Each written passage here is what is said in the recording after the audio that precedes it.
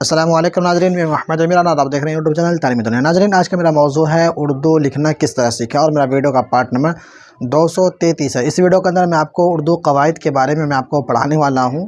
तो चलिए शुरू करते हैं, आपको उर्दू कवायद के बारे में जानकारी देते हैं। मैं आप पहले से मैं लिख रखा हूँ, क्योंकि मैं वीडियो के अंदर मैं लिखूँगा तो फिर वीडियो लंबी हो जाएगी, इसलिए मैं पहले ही लिख दिया हूँ।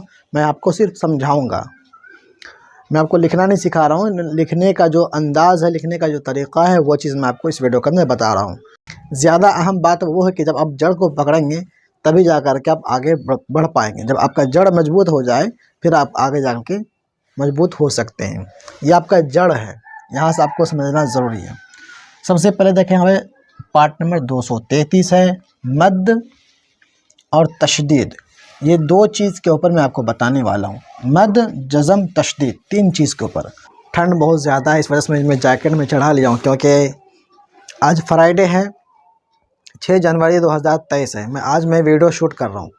सारा वीडियो मैं एक ही दिन शूट कर लेता हूँ। जैसे कि फ्राइडे के दिन मुझे छुट्टी मिलती है, तो 10, 15, 8, 9, 10 जितनी वीडियो बनाना हो मैं एक ही दिन में शूट करके रख लेता हूँ। फिर उसको मैं एडिट करके मैं प्राइवेट करके रख लेता हूँ। फिर एक एक दिन करके मैं छोड़ता हूँ।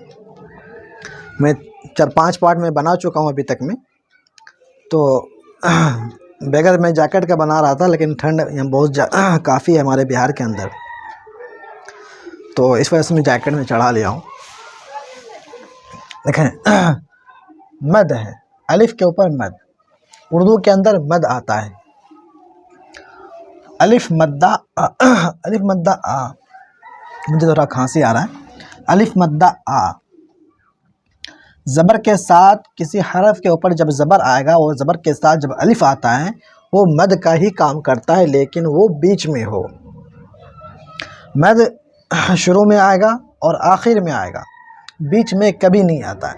आपको याद रखना, मद शुरू में आएगा और आखिर में आएगा, बीच में किसी हरफ के अंदर मिल के नहीं आता। अगर आएगा भाई तो वो बीच के अंदर वो सिंगल अलिफ होगा, न उधर मिला होगा न इधर मिला होगा, वो सिंगल अलिफ होगा। कोई अल्फाज ऐसा होता भी है जो कि अलिफ अगर बीच में आ भी गया तो वो पीछे वाले हरफ के अंदर मिल जाता, लेकिन वो आखिर के अंदर ही आया, उनके अंदर पीछे वाला हरफ नहीं मिला होगा। तो आपको याद रखना, जब भी आएगा मद आखिर के अंदर या शुरू के अंदर। अलिफ मद्दा आ, अब इसको हम पढ़ेंगे तो आवाज़ भी ऐसी जाएगा, बा अलिफ ज़बर बा, मद के बराबर ही खींचा जाएगा। ता अलिफ ज़बर ता, सा अलिफ ज़बर सा, लाम अलिफ ज़बर ला, नून अलिफ ज़बर ना, हा अलिफ ज़बर हा, वगैरह वगैरह। मेरा कहने का मतलब ये है कि मद जो होता है वो उर्दू के अंदर शुरू के अंदर और आखिर के अंदर लिखा आता है, लेकिन ये जो अलिफ के साथ जो ज़बर आता है वो मद का ही काम करता है, लेकिन वो खींचा जाता है।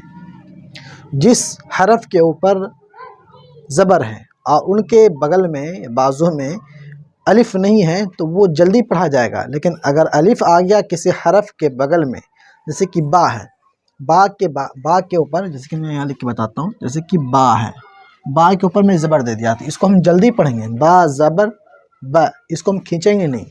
इसी के ऊपर हम अलिफ लगा देंगे तो क्या हो जाएगा, बा अलिफ ज़बर बा, थोड़ा खींच के हम पढ़ेंगे, वो मद के तरफ इशारा करता है। ये हो गया, समझ गए इसके बारे में। अब आ गया जज़म। जिस यहाँ देखिए, अलिफ बा ज़बर अब, अलिफ के ऊपर ज़बर है और ये बा है, बा के ऊपर जज़म है। अब यहाँ देखें, अलिफ बा ज़बर अब, बा सिन ज़बर बस, अलिफ के ऊपर ज़बर है तो बा के ऊपर जज़म है, बा के ऊपर ज़बर है तो सीन के ऊपर जज़म है। तो जज़म जो होता है वो किसी हरफ को स्टॉप करने के काम आता है। अलिफ बा ज़बर अब, बा सीन ज़बर बस, बा ता ज़बर बत, काफ बा ज़बर कब, जीम बा ज़बर जब, वगैरह। जिन हुरूफ पर, हुरूफ लेटर को बोलता है, जिन हुरूफ पर जज़म की अलामत, जैसे कि यहाँ पे मैंने बा का निशान दिया, यहाँ पे बोला ना, जिस हुरूफ के ऊपर जज़म की अलामत, जैसे कि बा के ऊपर जज़म की अलामत है होती है, वह अपने पीछे के हुरूफ से मिलकर साकिन हो जाता है।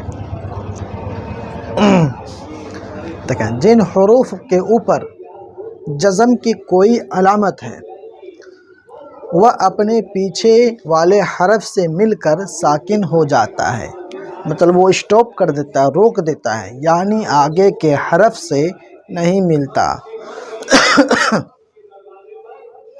मसलन बोलना चाह रहा है जैसे कि जिस हरूफ के ऊपर जज़म है वो पिछले वाले हरफ से मिल करके वो स्टॉप कर देता है, मिला देता है, फिर बा के बाद जज़म वाला जो हरफ उनके बाद कोई हरफ आएगा तो वो उसके अंदर नहीं मिलने देगा, नहीं मिलेगा। ये कहना चाह रहा, आपको ये समझना है।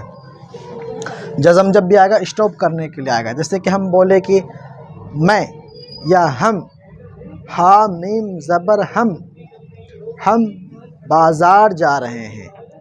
हम आगे क्या बोले, हम बाज़ार जा रहे हैं। अब हम के आगे भी कोई लाइन जा रहा है, हम बाज़ार जा रहे हैं, तो हम बोल के वो हम अलग हो गया, अब बाज़ार वो अलग हो रहा है। अब मीम वो बा के अंदर कभी नहीं मिलेगा, यहाँ पे ज़बर आ गया, जज़म आ गया। अब देखें बैकग्राउंड के अंदर आ गया बेचने वाला। अब उनकी वजह से मुझे बोलने के अंदर बहुत ज़्यादा परेशानी होती। क्या होता है, ज़हन जो होता है उनकी तरफ भटक जाता है, तो अब बोलते बोलते मैं कुछ और बोल देता हूँ।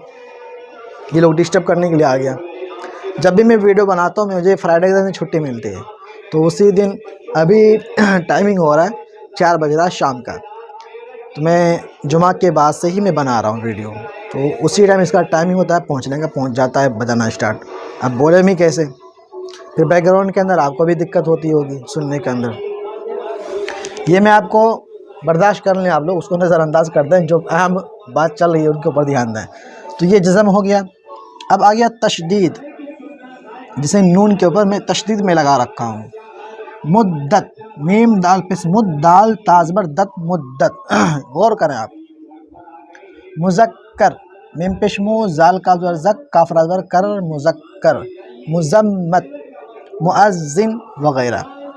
जिन हुरूफ पर तशदीद की अलामत होती है उन्हें मुशद्दद कहते हैं। देखें, जिन हुरूफ पर तशदीद की अलामत, तशदीद की निशानदही होती है उन्हें मुशद्दद कहते हैं और उनको 2 बार पढ़ा जाता है। मैं कई बार मैं बता चुका हूँ तशदीद के बारे में, लेकिन मैं यहाँ लिख के मैं आपको समझा दिया। आप इसको मैं वीडियो ही बना दिया ताकि आपको पढ़ के वीडियो को देख करके आप लोग समझ सकें। तशदीद वाला जो हरफ होता है वो 2 बार पढ़ा जाता है। एक बार तो वो पीछे वाले हरफ से मिल गया अपने के अंदर, फिर वो भी किसी हरफ को दूसरे हरफ के अंदर मिलाएगा। जैसे कि मुद्दत, मीम दाल पेश मुद, यहाँ स्टॉप होना चाहिए। अब देखें ये भी अब आवाज़ उठा के दूसरे पे लेके आएगा, दाल ताजबर दत, मुद्दत।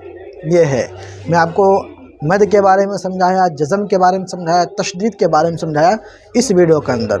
उम्मीद करता हूं हमको वीडियो पसंद आई होगी। पसंद आने पर वीडियो को लाइक शेयर ज़रूर करें, और मेरे चैनल को आप लोग सब्सक्राइब नहीं किए तो सब्सक्राइब करके, लाल कलर का यहाँ पे बटन दिया गया सब्सक्राइब का, सब्सक्राइब करके बेल को दबा के ऑल कर दे, ताकि मैं कोई भी वीडियो अपलोड करूँ तो सबसे पहले नोटिफिकेशन आप तक पहुँच सके और उस वीडियो को देख सकें। दूसरी बात यह है कि आप लोग कम से कम अपने चैनल को 100 हर महीने ज़रूर पे क्या करें। आप लोग पे नहीं करते हैं, फ्री में पढ़ने की कोशिश नहीं क्या करें, गुरु दक्षिणा ही बोल दें या फिर तोहफ़ा बोल दें या फिर हदिया बोल दें। आप लोग कम से कम अगर पढ़ते हैं तो 100 रुपये हर महीने आप लोग ज़रूर भेजा करें। ये कोई ज़ोर ज़बरदस्ती नहीं है। आप लोग अगर ख्वाहिश रखते हैं तो अपने उस्ताद साहब को मैं 100 रुपये में हर महीने दूँ, अपने चैनल के लिए आप लोग ज़रूर दें। कुछ लोग ये भी कर देते हैं, बोलते हैं आपको यूट्यूब की तरफ से पैसे नहीं आते हैं। क्या पैसे आते हैं, बहुत कम आते हैं। महीने के 3 से 4 हज़ार रुपये आते हैं, बस इतने ही रुपये आते हैं। इस वजह से कुछ आर्थिक मदद आप लोग ज़रूर क्या करें अपने चैनल को। तो वीडियो को लेट आने का कारण यही होता है कि आप लोग कुछ जज्बा हौसला नहीं दिखाते हैं, इस वजह से वीडियो लेट आने लगता है।